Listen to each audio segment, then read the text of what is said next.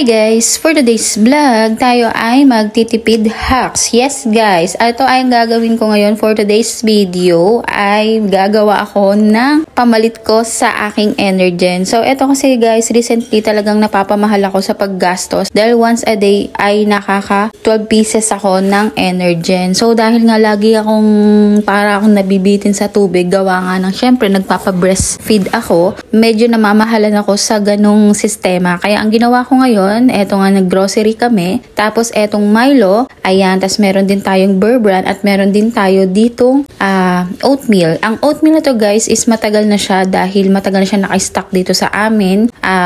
Stock ko pa yun nung ako'y buntis. Tapos bumili na rin pala ako ng 2 Tupperware para dito sa aking gagawin. At nakalimutan ko rin palang isama dito sa mga ingredients na to, kailangan meron din tayong sugar. At ang una ko nga lang ginawa guys ay kumuha nga ako ng mangkok tapos nilagyan ko siya ng plastic labo. Tapos ayan nga guys, ilalagay na natin yung oatmeal dito sa may mangkok na merong plastic labo.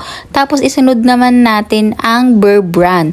After that, ilagay naman natin guys ang sugar. So eto, haluin lang natin siya ng haluin para mag-mix siya. O diba, parang ang naging style niya is yung vanilla Energen, yan ang kinalabasan niya. So ganyan lang guys ang ginawa ko para mas makatipid ako sa pag-e-Energen ko araw-araw. Kasi talagang maraming beses ako mag-take niyan. Hindi lang ako, syempre, pati rin sila Gian, sila JB is nagaganyan din. So, mas makakatipid ako nito pag ganito ang ginawa ko. At so, ayun na nga guys, natapos ko na yung milk natin. So, dito sunod naman natin ang ating Milo or ang chocolate flavor. So, same procedure lang yan guys. Bahala ka na kung anong gusto mong unahin. Asukal, Milo, or yung oatmeal ang unahin mo. Bahala ka na. It's up to you po guys kung anong unahin nyo. Basta, i-mix nyo yung 3 ingredients na yan.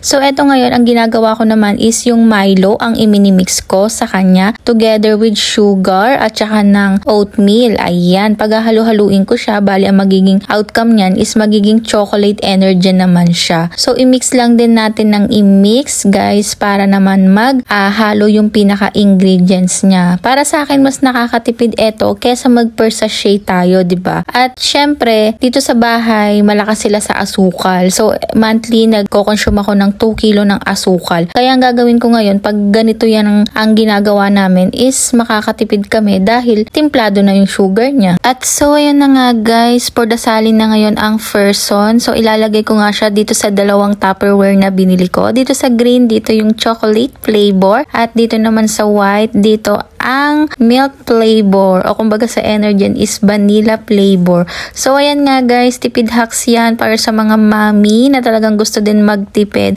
Try nyo rin guys kung makakatipid kayo o hindi. Ako naman kasi syempre obserbahan ko to talaga.